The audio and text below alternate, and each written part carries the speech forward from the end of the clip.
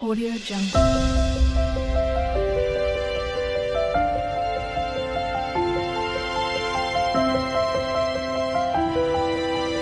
Audio Jungle. Hi అండి, నమస్తే అందరికీ. మేమైతే ఇంకా దసరాలో చేయలేదన్నమాట ఆయుధ పూజ.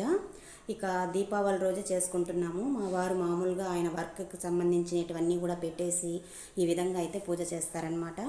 ఇక మేము ముందుగానే ముందు రోజు కాదు, ఆ రోజు దీపావళి తెల్లవారి రోజే మేమైతే పూజ సామాగ్రి కావాల్సినటువన్నీ కూడా నిమ్మకాయ, టెంకాయ, గుమ్మడికాయ, పూలు, పండ్లు, పసుపు, కుంకుమ, అగరబత్తులు ఇవన్నీ కూడా తెచ్చేసుకున్నాం అనమాట. ఆ రోజే పెట్టుకున్నాము. ఇంకా ముందు రోజు పోవాలంటే ఇంకా వర్షం ఫుల్గా అయిపోతుంది, వచ్చేస్తుంది అనమాట. ఎలా పోవాలనేది కూడా ఇంకా మాకు కుదరలేదనమాట. సరే ఇంకా తప్పదు, మనము ఇంకా అప్పుడు మిస్ అయ్యాం, ఇప్పుడు మిస్ అయితే ఎట్లా అనేసి దీపావళి రోజైతే ఈ పూజకు అన్నీ సిద్ధం చేసుకున్నాం అనమాట. ఇంకా వర్కర్స్ వచ్చారు, పైన అయితే ఈ విధంగా అంతా క్లీన్ చేసి పెట్టుకున్నారనమాట. అదేనండి, బిల్డింగ్ వర్క్కి సంబంధించినటువన్నీ ఉంటాయి కదా, ఆ ఆయుధాలన్నీ కూడా పెట్టి ఈ విధంగా అయితే పూజ చేస్తున్నారు. ఇక నేను ఇంట్లో ఇంకా ఎలక్ట్రికల్ వస్తువులు ఏమేమి ఉంటాయో, మిక్సీ దగ్గర నుంచి టీవీ, ఫ్యాను, ఇక స్విచ్ బోర్డులు కాడ నుంచి అన్నిటికీ కూడా నేను పసుపు, కుంకుమ పెట్టి ఇంకైతే మిద్దె పైకి అయితే వెళ్ళాను. ఇంకా ఆ లోపలంతా ఇంకా పని వాళ్ళైతే ఆ విధంగా రెడీ చేసి పెట్టేసుకున్నారు పూజకు సంబంధించి. ఇంకా దుర్గామాత ఫోటో అయితే పెట్టి ఆ విధంగా అన్ని కూడా పెట్టి పూజ చేస్తున్నారనమాట మా వారు. ఇక మావయ్య వచ్చారు. ఇంకా నేను అప్పుడే ఎక్కి వెళ్ళానన్నమాట. నేను ఆ రోజు అనంగానే ఇంకా మాకు మరుసటి రోజు నోములు వస్తుంది. దీపావళి తర్వాత నోములు కదా. ఆ నోములకి నేను అరిసెలు చేసుకోవాలన్నమాట. అరిసెలు చేసుకుంటూ ఉన్నాను ఆ రోజు కూడా. సరే ఇంకా పైకి రమ్మన్నారని చెప్పి అప్పుడు కూడా వర్షంగానే ఉంది, ఫుల్ వర్షము. మిద్దె పైన చేస్తున్నారు పూజ.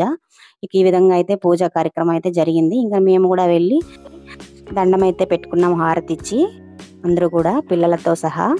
ఇక మా పిల్లలైతే ఇంకా రోడ్లోనే ఉన్నారనమాట. ఇంకా బండ్లన్నీ కూడా ఆ స్కూటర్ నుంచి చిన్న సైకిల్ దగ్గర నుంచి కూడా కారు ఇవన్నీ కూడా కడిగేసి నీట్ గా పెట్టున్నారనమాట.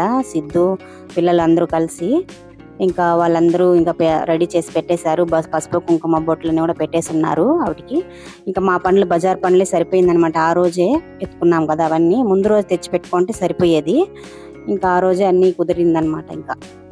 ఇంకా బజార్లోకి వెళ్ళాలంటే ఇంకా పోవడానికి కూడా కుదరలేదు, అంత టపాసులు పేల్చుకుంటూ ఉన్నారనమాట రోడ్ల మీదే.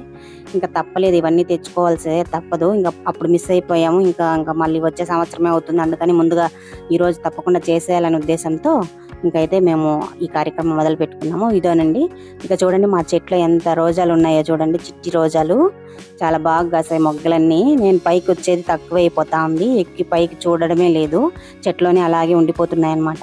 అదో ఇక్కడ చూడండి, ఇంకా ఈ కారు అంతా కూడా ఈ విధంగా రెడీ చేసి పెట్టారనమాట. కడిగేసి పూజకు మాల అవన్నీ పూలన్నీ కూడా వేసి పసుపు కుంకం పెట్టారు పిల్లలు.